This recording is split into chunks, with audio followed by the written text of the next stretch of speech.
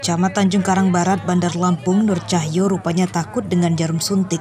Hal ini diketahui saat ia mengikuti vaksinasi booster yang dilaksanakan di halaman Pemkot Bandar Lampung pada Selasa pagi. Selain pegawai, Wali Kota Bandar Lampung Eva Dwiana juga ikut menenangkannya. Nur Cahyo akhirnya berhasil disuntik vaksin tahap ketiga.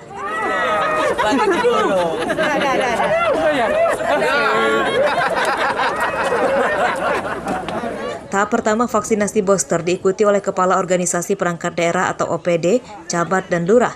Wali Kota mengingatkan bahwa vaksinasi itu penting untuk meningkatkan kekebalan tubuh dan mencegah penularan COVID-19.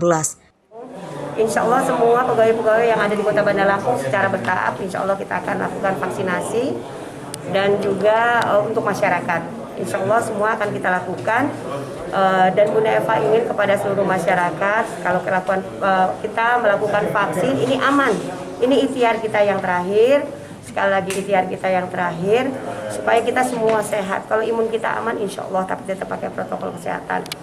Dinas Kesehatan Bandar Lampung menyediakan 350 dosis jenis Pfizer setelah pejabat vaksinasi booster akan dilakukan untuk pegawai Pemkot Bandar Lampung. Jeffrey Arifin melaporkan dari Bandar Lampung.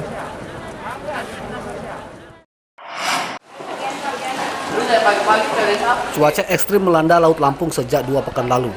Kondisi itu membuat sebagian besar nelayan tradisional di pesisir Bandar Lampung mengurungkan niat melaut karena menghindari bahaya. Para nelayan khawatir di tengah laut terjadi angin kencang dan gelombang tinggi. Sambil menunggu cuaca membaik, para nelayan hanya menyandarkan kapalnya di dermaga dan memperbaiki jaring atau kapal yang rusak. Para nelayan yang libur melaut pun kehilangan penghasilan. Jika pun ada yang berani melaut, hasil tangkapan juga menurun drastis karena mereka tidak bisa melaut terlalu ke tengah. Kalau dalam sehari ini, bulan-bulan ini agak susah. Cari ikan itu agak susah. Nggak seperti biasanya lah, kalau biasanya mah ya enak. Cuman bulan-bulan ini doang merasa kita susah. Kalau dalam perjalanan tengah laut, kadang 5 hari, 6 hari, nggak mesti sih sedapatnya ikan. Kalau dapat 3 hari dapat ikan ya pulang. Minimnya pasokan dari nelayan, harga ikan di pasar naik. Seperti terpantau di Pasar Gudang Lelang, Bandar Lampung Selasa pagi. Seluruh ikan laut naik rata-rata Rp5.000 per kilogram. Naiknya sampai berapa bang? Biasanya harga berapa? Harga 50 nyampe 55. Sampai 55. Lumayan ya. Itu dari berapa ke berapa naiknya bang? Tergantung. Oh tergantung ya. Tergantung belinya. Ada yang 55, ada yang 60. Tapi kalau stok kayak ikan gitu susah nggak? Susah. Susah juga ya? Oh, berarti karena Cuacanya, susah nyarinya. Ikan laut di Bandar Lampung kini umumnya dipasok oleh nelayan yang memiliki kapal besar. Para nelayan tradisional berharap kondisi cuaca dapat segera membaik dan mereka bisa kembali melaut dengan normal. Jeffrey Arifin melaporkan dari Bandar Lampung.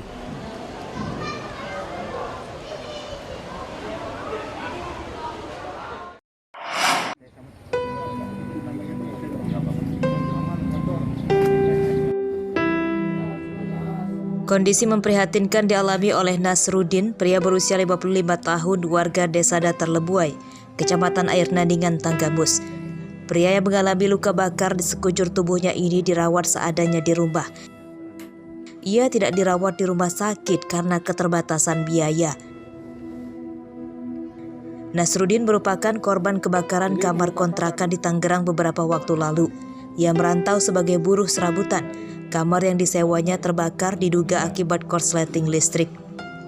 Nahas kebakaran itu terjadi saat ia tidur malam. Kini Nasruddin membutuhkan uluran tangan dermawan untuk biaya operasi. Kemudian ada suara duk gitu, bukan meledak, duk. Setelah dia keluar, api sudah nyala, udah nggak ada cerita lagi. Sebatas itu yang saya tahu. Langkah-langkah di sini pengobatannya gimana Pak? Sejarahnya pertama itu saya jemput dari Tangerang karena kita kurang biaya, nggak ada biaya, bukan kurang. Kemudian mau terjadi apapun saya bertanggung jawab membawa kakak saya pulang. Laporannya ada terjadi musibah kebakaran, cuman musibah kebakaran tersebut itu di seberang di Jawa. nanti kami bagaimana langkah cerita kami bersatu padu untuk penggalangan dana untuk meringankan daripada beban-beban keluarga besar mengingat keluarga ini prasejahtera. Selasa siang, Polres Tanggamus datang memberikan bantuan uang dan membawa korban ke rumah sakit. Dapatkan fasilitas kesehatan dan pengobatan yang layak.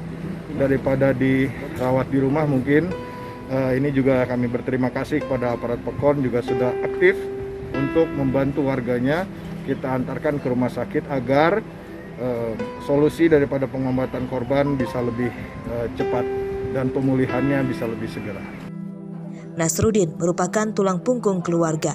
Ia memiliki 3 orang anak dan tinggal menumpang di rumah saudaranya. Keluarganya berharap Nasrudin cepat pulih dan bisa kembali bekerja. Andri Kurniawan melaporkan dari Tanggamus.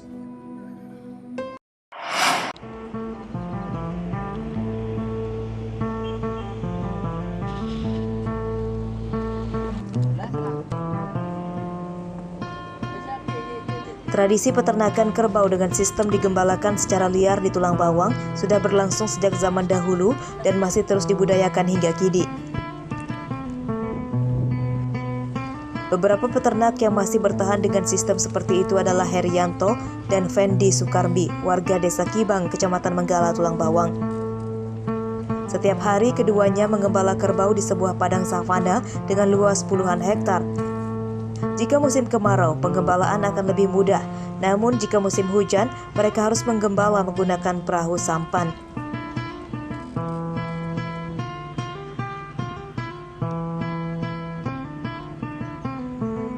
Ratusan kerbau itu dibiarkan mencari makan sambil berendam. Pemiliknya hanya mengawasi saja dari perahu sampan dari pagi hingga sore.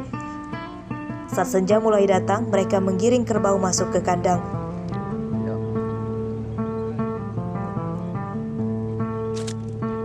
Ini 115 ekor kebunnya. Terus di setiap harinya kayak gini, dikasih makan kayak gini, dilepasin, digembalain. Setiap sorenya pulang ke kandangnya di pinggir sana.